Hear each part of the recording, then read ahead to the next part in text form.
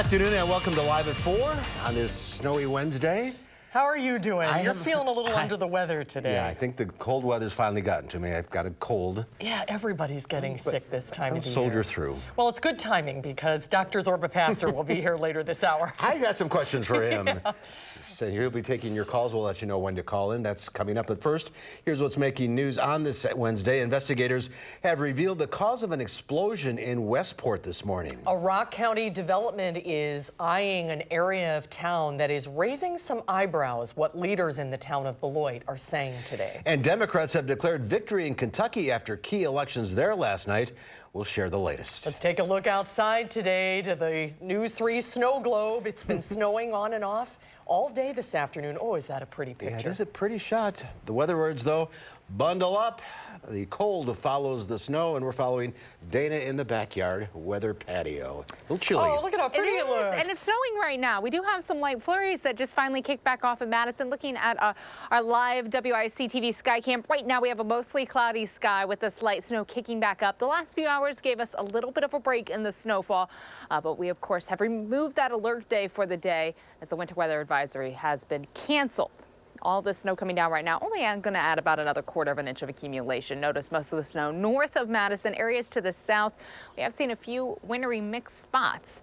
Heading into Thursday and Friday, it's going to be much colder outside. Plan to bundle up for both days. Temperature-wise, we're going to be near record low high temperatures. Certainly not as cold for Saturday, but then we drop yet again quite a bit to start off next week. We'll take a closer look at that chilly forecast in just a few minutes. Right now on the roadways, as we look at the Beltline and Park Street, things are moving along. I know this morning we did have some congestion, again, especially north of Madison towards the Dells. At this point, pretty much all the roadways have been cleaned on up. Again, the Beltline looks good, and then looking around Janesville, things look just fine at this time. You should be all smooth traveling from 39 to 90 down to the state line. From Janesville to the Beltline, it will take you 27 minutes, 16 minutes from Sauk City to Middleton, and from Sun Prairie to downtown, right at 16 minutes as well. Here's another reminder, give yourself a little extra time on the roads and plenty of space. Things are still just a little slick and wet outside. Take it easy out there. Absolutely. All right, thank you, Dana.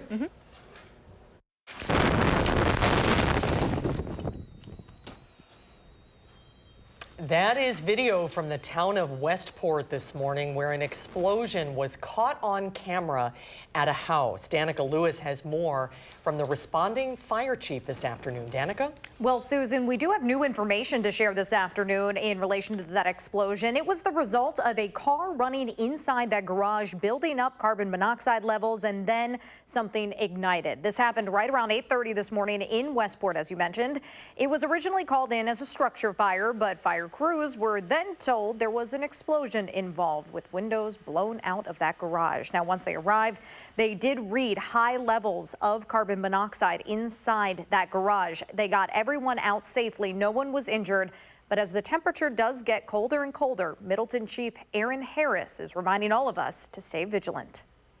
Both carbon monoxide and smoke detectors present, batteries are good and operable, and making sure your vents are clean around the house. With the snow coming today and the rest of the winter, we want to make sure that everything's vented and working properly. You may notice a lot of MG&E representatives on this scene as well. Those workers were helping to identify the source of the explosion and making sure there weren't any other gas-related issues. Now, the house itself was not affected by this explosion, but Chief Harris tells me this afternoon the garage is simply unusable because of the amount of structural damage to that building there. And Mark and Susan, that damage now estimated right around $75,000. Danica, thanks. Sure. An update from around the state. The Wisconsin Department of Justice says a man is dead after an officer-involved shooting near Sparta. The shooting happened around 9 o'clock last night at a bar just south of Sparta in the town of Leon. People at the bar had barricaded themselves inside while a man was outside with a gun. When officers arrived, they shot the man. He later died at the hospital. 3 Monroe County Sheriff's deputies and 1 Sparta police officer have been placed on administrative leave while an investigation is underway. Housing development has been a hot-button issue in Rock County in recent months. But a proposed housing plan comes with a catch. Rock County reporter Adam Duxter joins us from our bureau at the Janesville Gazette with what leaders in the town of Beloit are saying today. Adam? Yeah, Mark and Susan, the town of Beloit's actually been looking to find a purpose or a solution for its town hall for the last few months. And just about a week ago, they said they were approached by a developer who wanted to buy it, as well as the other 14 acres that the property sits on. Now, the town hall was built in the 50s and has all kinds of problems currently, from molds to leaks to not being ADA compliant. Now, town administrator Gene Wright told me, well, it's still just a proposal. The chance to start over new would be huge for the city's overall infrastructure. We have a 10-year-old police department. We have a 7-year-old fire department. We just built a new public works. We did a revamp of the sewer plant a few years ago.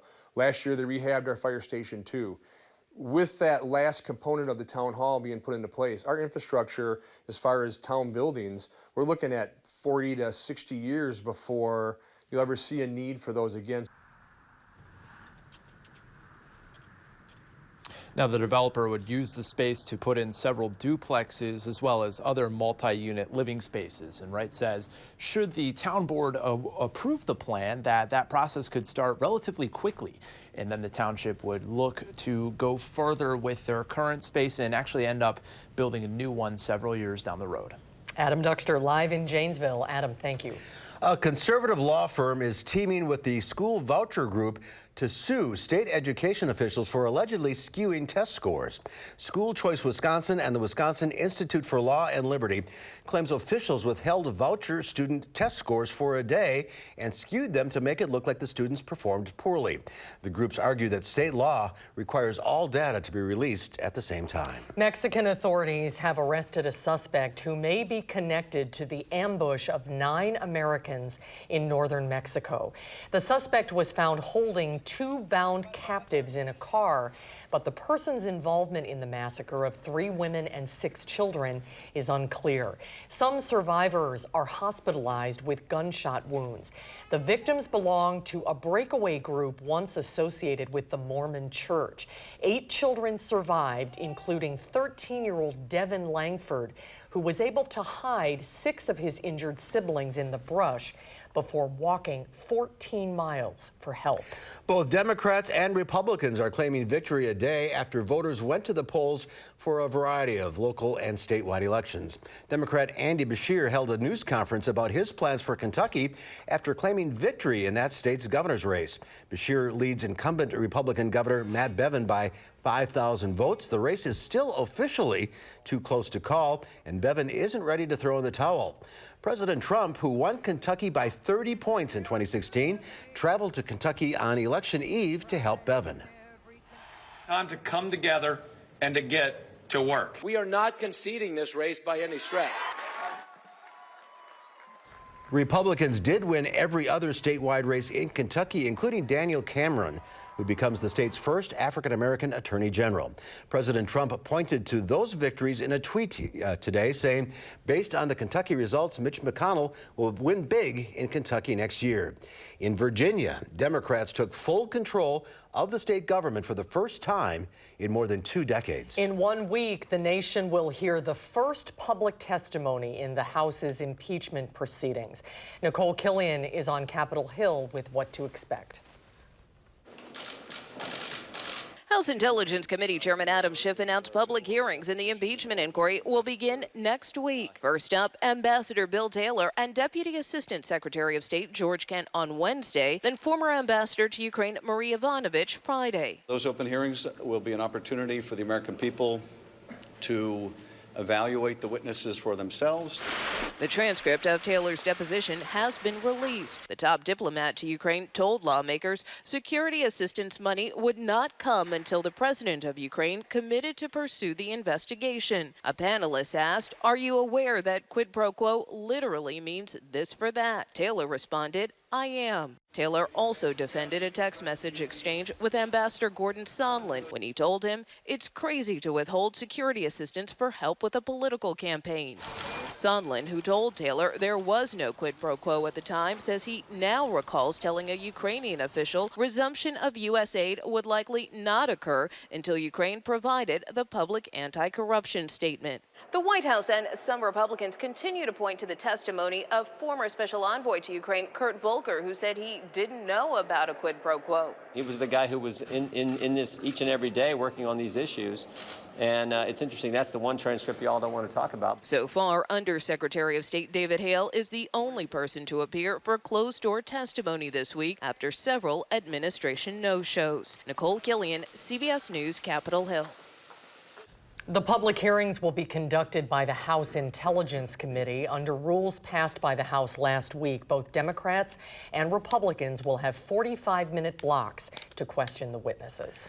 Well, there's more to come at 4, including this month's Tastemaker segment. When we come back, Andrea Bailing from Madison Magazine checks out Madison's new El Salvadorian restaurant, Finca Coffee. That's when Live at 4 continues. You're watching News 3 Now, live at 4.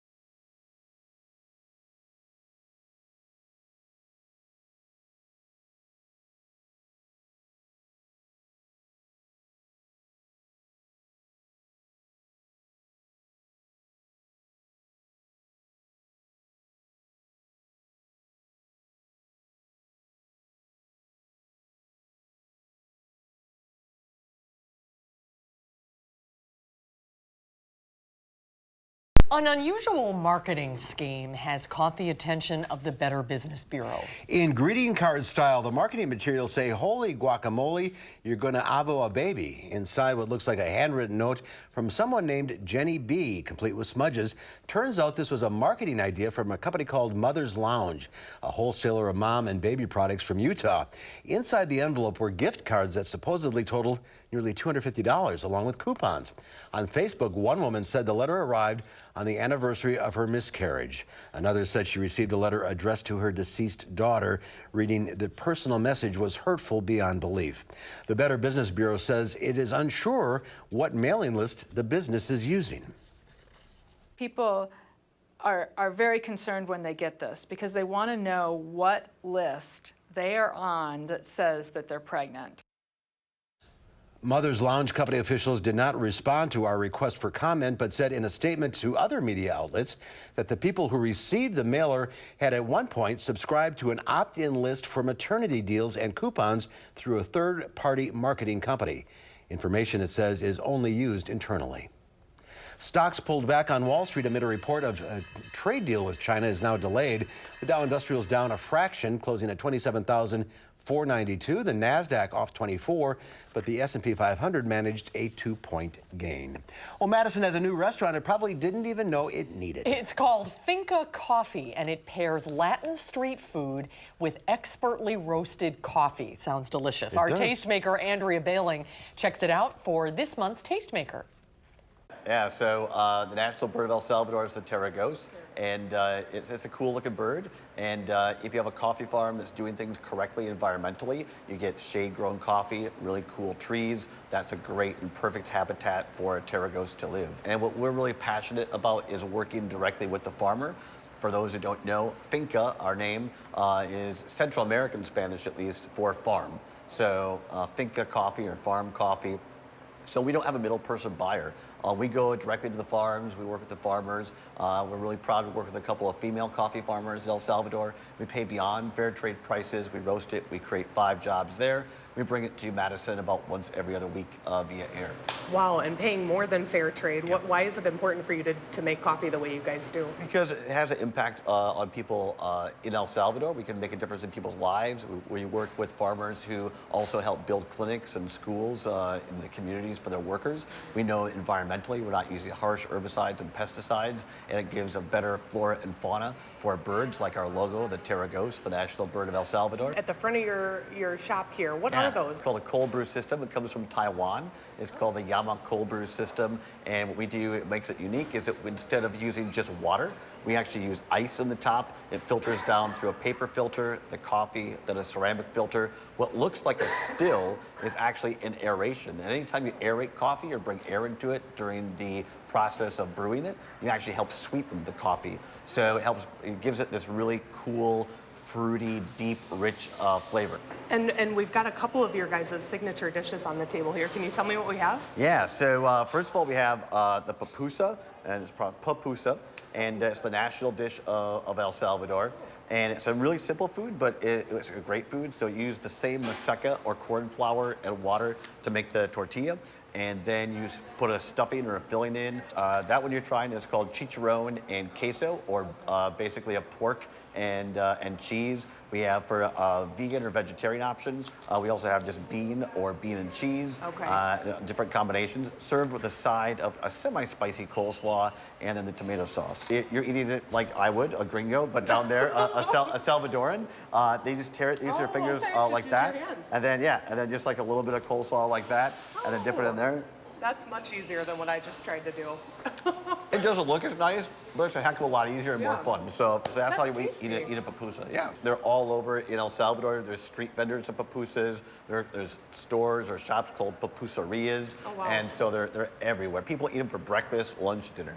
And what are these? So if you go to El Salvador and you order a quesadilla, you don't get what we here would think of as a Mexican quesadilla with a tortilla and cheese. You get this. And it comes from, it's basically a sweet cornbread. The quesadilla from El Salvador, the queso part comes from, they use a little bit of cheese called queso duro, which is kind of like a cross between our ricotta and Parmesan, but there's also butter, eggs, and sour cream and sugar. So it comes out as kind of a sweeter little dessert. Goes great with coffee. Oh my gosh, that is delicious. I wasn't. I enjoy it. Wasn't it when you say quesadilla? I'm not expecting it to be sweet. Yeah. And it kind of hits you, and it's like, wow, there's a little sesame seed on top. Well, thank you so much for having us in today. Oh, our pleasure. Thank you for coming in, and we invite people to stop by anytime. Yeah. Andrew's here now. It doesn't look like much from the outside. Right, yeah, but inside, oh my gosh, that place is, they've done a great job of really making the connection to El Salvador with even just the decor in there. They brought a lot back themselves. Just to sit and watch that coffee machine drip, like one drip at a time, that is really cool. Yeah, but they really care about how they're making the coffee, how they get it, the food that they pair with it. It seems like such an odd pairing, you know, Latin food with coffee. But I mean, it's amazing. amazing. And those El Salvadoran quesadillas. He seems very passionate about his work. Yes. And the work that he's doing for other people. Yep. And his other co-owners, Marlene and Silas, are also super passionate about it. I want to try one of those pupusas. Yeah. That looks really delicious. Yeah. Yep. A classic street food item, like Todd said. Yep. The one little bite I had, I ate it not like you're supposed to. You're supposed to rip it, but you know. So it's on Rimrock Road. Rimrock Road. Across from Zimbrick European, that area. Yes. Okay. Yep. Let's check it out. Yes, definitely. Like Thanks, Andy. Yeah, thank you guys. Well, there's more to come at 4. In the next half hour, we'll take your medical calls with Dr. Zorba Pastor. And some state lawmakers want to raise the age of tobacco use in Wisconsin. We'll hear from lawmakers who say it's better for everyone's health in our state.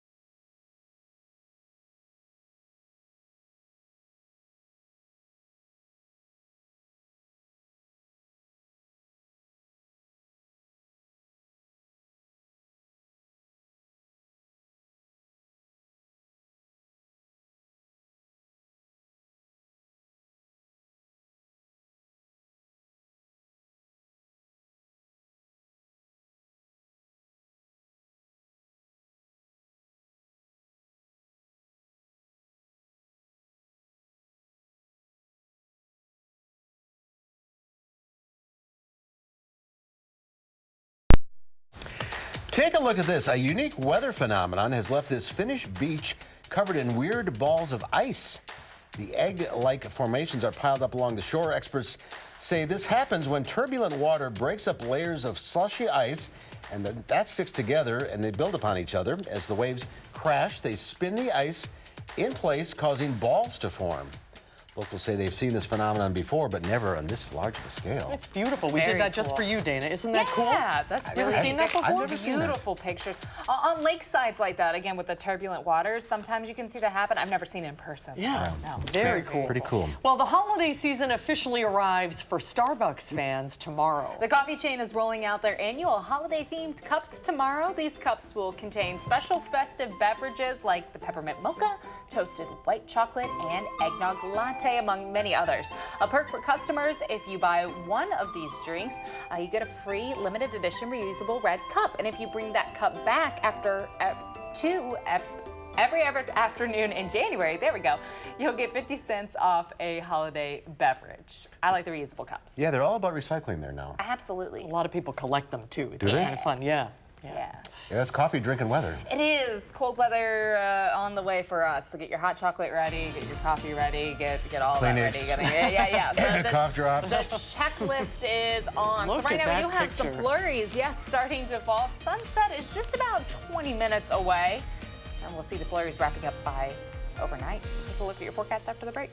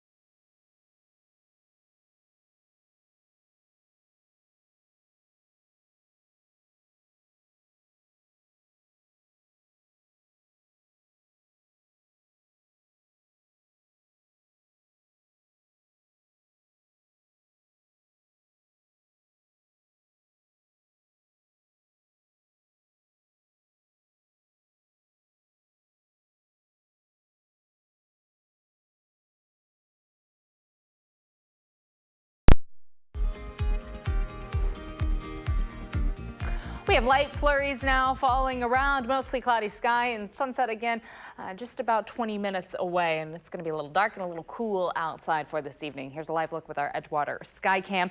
As we move through the evening, these flurries are going to taper on off, but accumulating snow still possible. Those totals will end anywhere from 1 to 5 inches by the time the snow wraps up, but this light snow coming through only adding on another 1/4 of an inch or so. For Thursday and Friday, it is going to be unseasonably cold outside. Temperatures will be about 20 degrees below average, so it is going to be very, very chilly.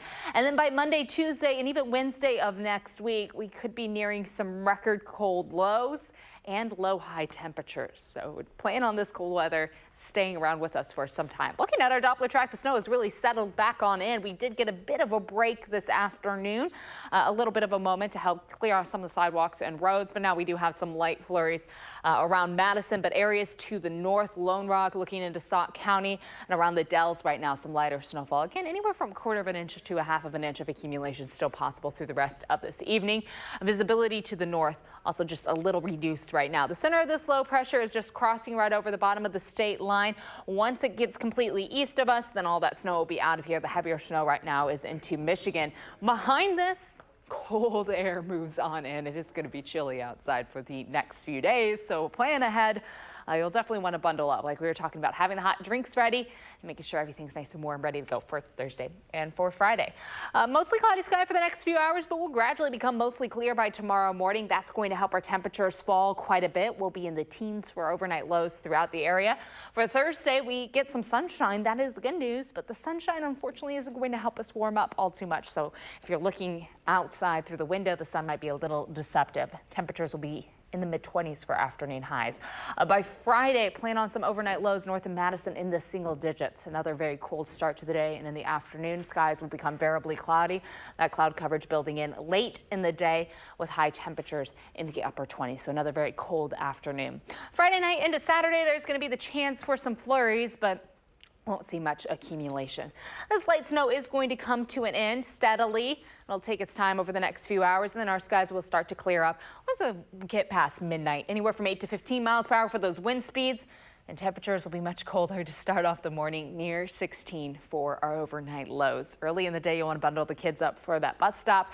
And then even in the afternoon for pickup time, still very cold, only in the 20s. Mostly sunny skies, but we should be close to 50 for our afternoon highs. That breeze staying at 8 to 15, so it'll be a little cool in the afternoon once you feel that breeze. Alert days in the forecast, several of them for Thursday and Friday due to the temperatures being well below average. Saturday and Sunday, we hop up just a little bit. It's going to be breezy on Saturday with high temperatures in the upper 30s. On Sunday, flurry chances later in the day, just a slight chance though.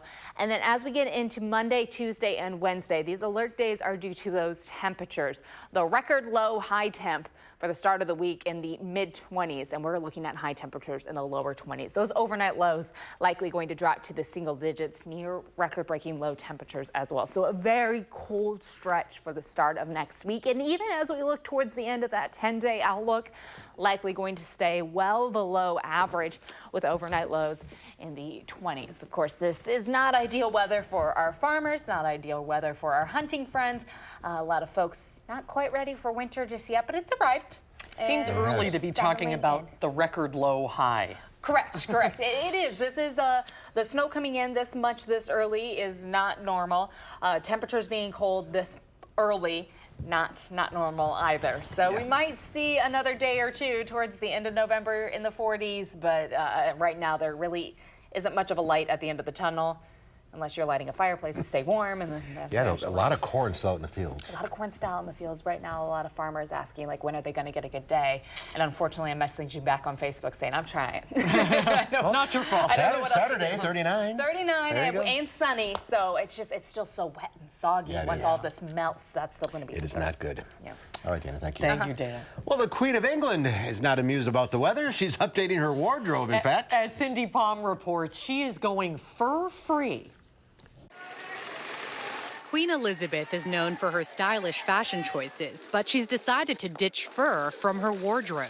It's the right thing to do. She should have done it earlier, and it's a good thing. I hope more people get inspired by it. I feel like they've always been fairly progressive, so making that decision is a fairly progressive stance. Angela Kelly, the senior dresser to the Queen, revealed the clothing change in her new book. She says any new outfits made for Her Majesty will not contain real fur.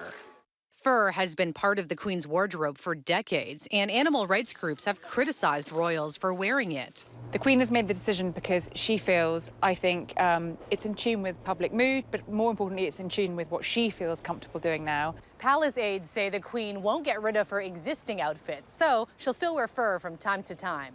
Legislation like during the state opening of Parliament, when Her Majesty dons a ceremonial robe which is made with fur. Animal rights groups are applauding the faux fur decision, with PETA posting on Twitter they're raising a glass of gin and Dubonnet, reportedly the Queen's favorite drink. Do you think in any way she felt pressure from animal rights groups to stop wearing fur? No, because I think if the Queen felt any pressure from any animal rights groups, she would have made the decision a lot longer ago. When the weather gets too chilly, the Queen's dresser says the 93-year-old monarch will still wear fake fur to stay warm. Cindy Palm, CBS News, London.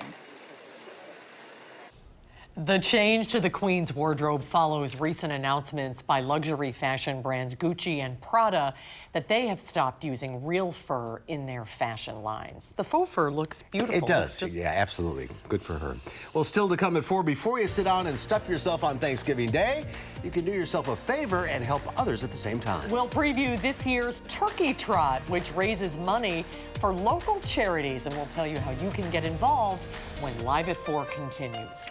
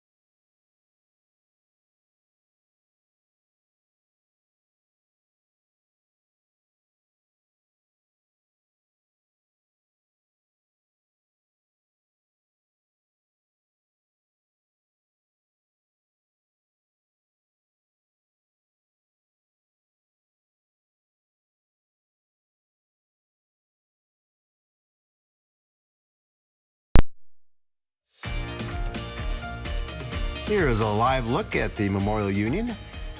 Boy, it's dark already. What's that?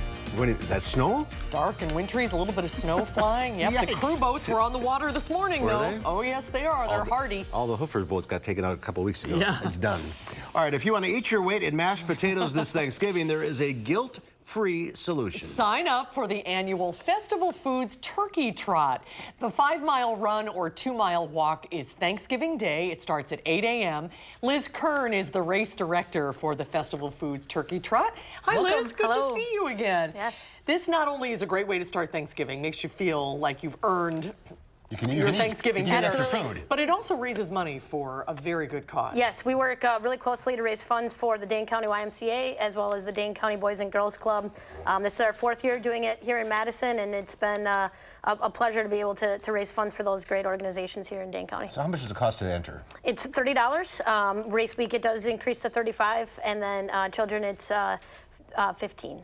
For either one, for the 5 or the 2? For the 5 or the 2. That's correct. And what is the route for the turkey trot? Yeah, so we have a 5-mile route that starts in Warner Park and goes throughout Maple Bluff, and then it finishes in Warner Park, and then the 2-mile again starts in Warner Park, and then uses the walking paths at Warner Park and brings you right back. We're looking at some old video from years past.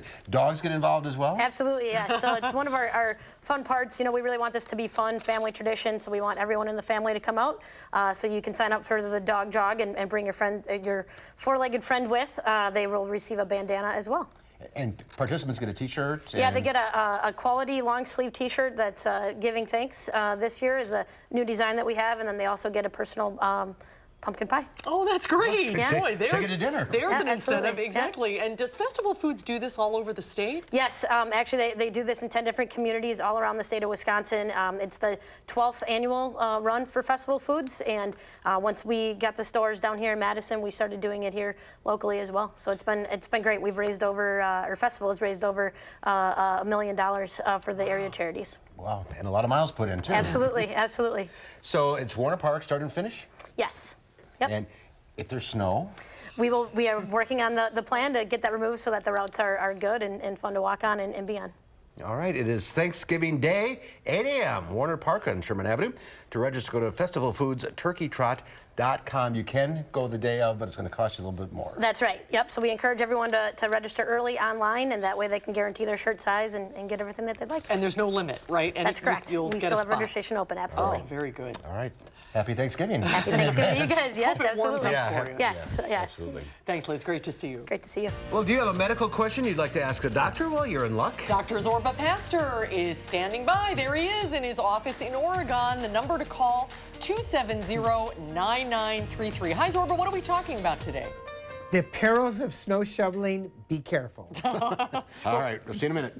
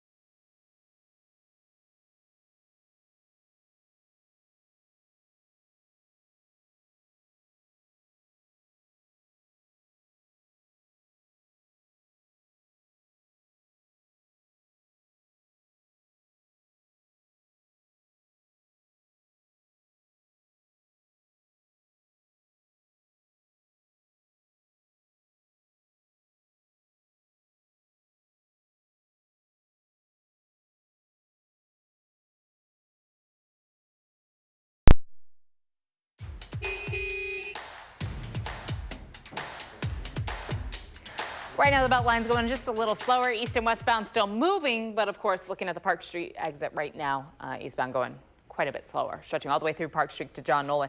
We do have an accident right now. Actually, a car's disabled, on the left side, left lane of 39 southbound. So speeds are reduced quite a bit as the leftbound lane is blocked. People have to merge over. You can get past it. So we're seeing some pretty major delays going down towards Janesville. As far as downtown Janesville, no accidents. Things looking pretty normal at this time. And again, along the Beltline, those delays stretch all the way through John Nolan. From Janesville to the Beltline northbound, you should be fine. 27 minutes. Sauk City to Middleton, 17, and Sun Prairie to downtown, 18 minutes this evening. That's a quick look at traffic. All right, Dana, thank you. A college in Alaska came up with a nutty idea for people with unpaid parking tickets. Pay them off by donating peanut butter and jelly. The Food for Fines program is part of a food drive. Tickets issued recently can be settled by donating jars of PB&J. The more students donate, the more credit they get toward the unpaid fines. What a butter way to get out of a jam. Okay. That's some good writing. All right. That's a good idea, though. Yeah, it is a good idea. Well, it's time to get your medical questions answered. Dr. Zorba Pastor is taking your calls today at 270-9933. It's a great day to call. Lines are wide open if you have a question for Zorba. Hi, Zorba. Hi, Zorba. Good to see you. Hi. Good to see you guys. But first, we want to talk about the dangers of shoveling. It seems early to be talking about that, but it's here. Right. I mean, unfortunately, it is too early to talk about it, but that's Mother Nature in Wisconsin. That's just what it goes about. So one of the issues with shoveling snow is that people, often men, they see snow and they go, oh my gosh, I've got to take care of this right away. And if you shovel at this speed, roughly you're going one shovel like that, 4 or 5 times a minute. And if you measure how much you're actually moving, you're moving roughly 1 ton of snow in 20 or 30 minutes. It can be that much, especially when the snow is this heavy. Now, if I told you to move a ton of bricks in your yard in 20 or 30 minutes, you'd call me nuts. But when people see snow, they end up just doing too much, especially older guys. So it's very important when you're going out, when you're looking at the snow, pace yourself, take a break, realize that it's heavy, and therefore you're going to really survive this winter and basically survive life. Because we see heart attacks every single year at this time when people get out and they shovel snow too quickly, too fast, and it's too heavy. And what are the warning signs? How do you know if you're having a heart attack? Well, the first warning sign you often get is chest pain, but not everybody gets chest pain, especially women. Women don't necessarily get chest pain, but also chest pain, shortness of breath. Some people, it's just they go, all of a sudden, I'm just out of wind. I don't exactly know what's going on, and they have an unpleasant feeling. And remember, if you've got chest pain, where you feel a squeezing feeling like an elephant is standing on your chest, especially after you shovel snow, that's when you call 911. And one more thing about calling 911. A lot of older people say, I don't want to call the ambulance. I don't want to be bothered. I can get to the hospital quicker. And the answer is no. When the ambulance arrives, that's when you actually start the treatment. They start with oxygen. Sometimes they'll actually give aspirin and other things. So 911, taxpayer dollars well used. If you've got chest pain and you feel constricted, especially when you're doing an exercise, that's possibly the thing that will save your life. All right, or move to Florida. Let's start with Frank. Or move to Florida. Let's start with Frank in Union Station. Hi, Frank. What's your question? Yes, Dr. Zorba. I have severe COPD, and I heard there's a new treatment, the Zephyr valve. Just wondering what your thoughts are on it. Does it work? Well, there are a number of treatments for COPD. The treatments basically are where they take part of the lung and they actually reduce the lung from its former size to a smaller size, and they make the lung more elastic, and it has less empty space. I guess that's really the best way to explain it. And there are different ways of doing that. One is actually, which was originated about 10 or 15 years ago, where they actually remove part of this lung. The other part is where they actually put in something that you're talking about, which is almost like a valve. Very, very useful for patients who are no longer helped by medications. And in the right hands, that can actually be a life-saving surgical procedure. Yes. All right, very good. Let's go to John in Lake Mills. Hi, John. What's your question? Hello, Dr. Zorba. Can you tell me about medications that can be used to shrink and enlarge the prostate? Well, there are a number of medicines. First of all, what you want to do if you've got an enlarged prostate is make sure that actually you're getting that flow, that urine flow that works out. So there's something called tamsulosin that we often get for enlarged prostate. But there are a couple of medications. One is called Proscar, which helps shrink the prostate.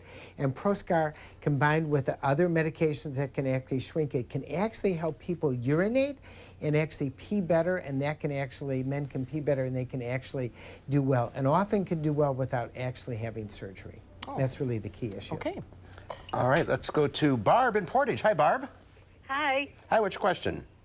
Yeah, I was out and I walked down and took a step down, and I fell on a little bit of ice. Oh. Oh, terrible. And I got hurt, but not real bad. And I just was wondering, how could somebody from not getting hurt to the point where it's real serious, but to the point where they don't get hurt real bad? And sure. You know what you do when you fall down and you get hurt is you judge how bad the pain is. And if the pain is really bad, that's the time to see your doctor. Sometimes it's broken bone, sometimes it's not. It may just be a sprain, but it's very, very useful if the pain gets really bad. What you do is we call it RICE, rest, ice, elevation, compression with a compression stocking. Those are all, it can make a difference, an ACE wrap. So elevation, ice, and an ACE wrap can make a big difference in terms of when you fall down. And this is the time of winter when you fall down. And remember, when you fall down, you don't want to use your wrist out here because you're likely to fracture the wrist.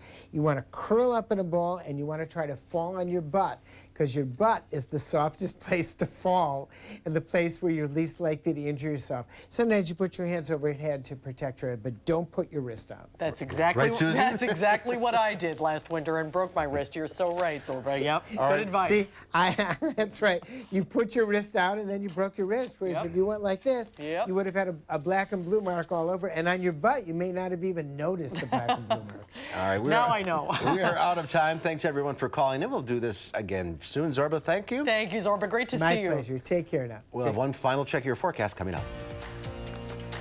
Pretty roll playback. 3.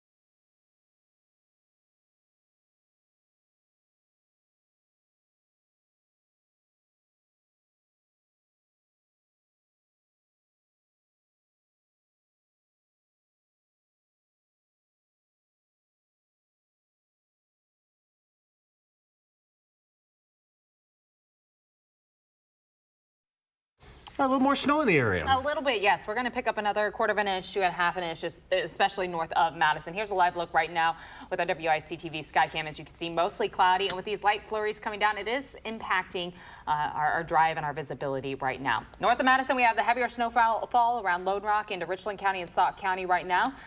So it's just going to continue. Tomorrow, it's going to be very, very cold outside. So we have alert days in the forecast for Thursday and Friday. High temperatures will be near our record highs, and those low temperatures for Thursday night, at least, near a record low. What's with the snow? The morning commute? The afternoon commute? What's with the, well, it's here. It's yeah. All right, thank you. I'm sorry. Tomorrow, I have a cold. That to her. I don't feel well. What's with the snow? Tomorrow on Live at 4, we'll find out what's happening in the 608 this weekend. And veterinarian Carrie Donahue will be here from Full Circle Holistic Veterinary Clinic. She'll be taking your pet questions live. Oh, a good day for a nap, That's kitty. right. That's coming up tomorrow on Live at 4.